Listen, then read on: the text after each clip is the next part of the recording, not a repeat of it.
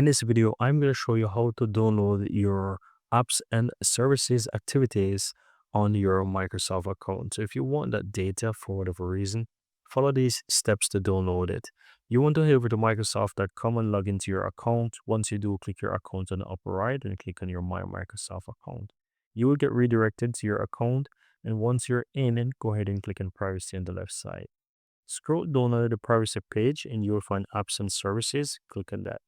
And so this is going to give you all the activity logs or data for your apps and services. So here you can see it's apps and services. I have over 4,000, almost 4,500 activity right here. And so if I want to download these, I can click and download data from here. And so I click and download data.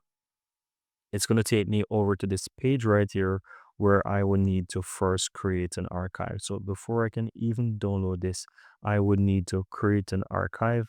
And so I want to go ahead now and just uncheck everything else except apps and services usage.